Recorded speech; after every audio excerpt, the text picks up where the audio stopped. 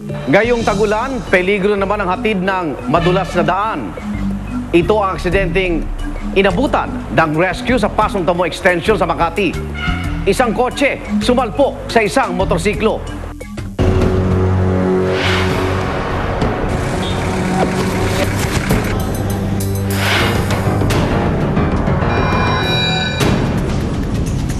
Mayroong lumapit sa amin na inform kami na mayroong daw traffic incident nga doon sa Pasong Tamo Extension. Involved din ng isang kotse BMW sa kayong motorsiklo.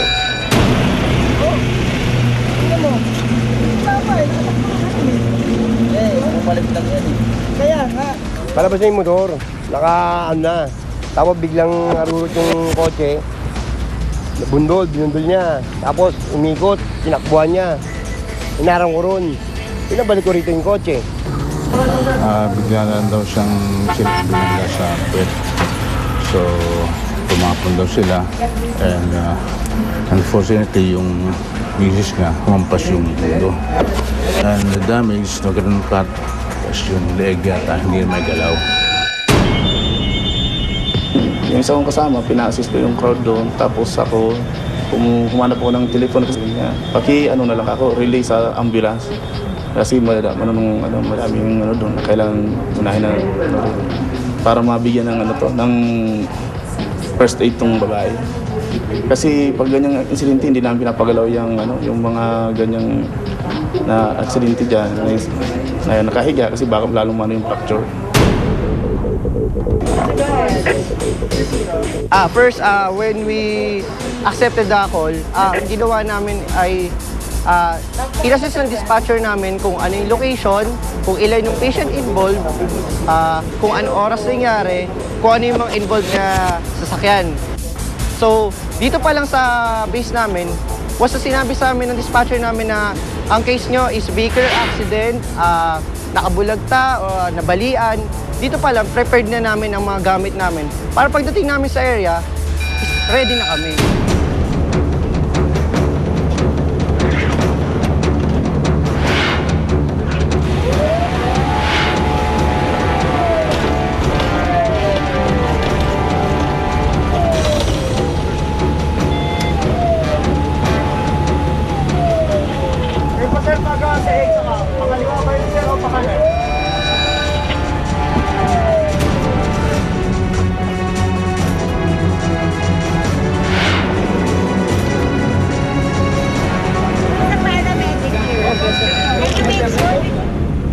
So, agad-agad, pagdating ko sa area, in-assist ko kagad yung pasyente. Nakita ko kasi, nakabulog tayong pasyente, pero may C-collar na siya. Nilagyan na siya ng C-collar ng mga nag-first respond. So, that's good.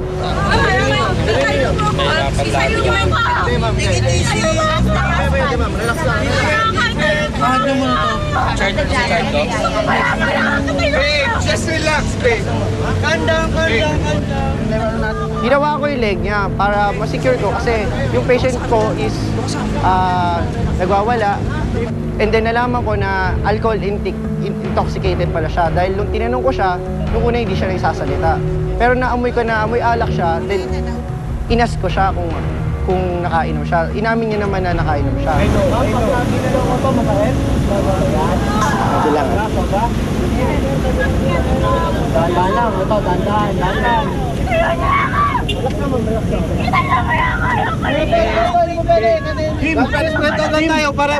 Pasyente namin medyo lumalaban. Ginawa ko na lang is pinakalma ko na lang siya. Sinabi ko na lang sa kanya na andito kami para tulungan siya. Kaya kalmado ka lang, sabi namin gano'n sa kanya. Kasi ang nangyari po kasi, kung hindi po natin siya pakakalmahin, hindi po namin ma-assist maigi yung pasyente.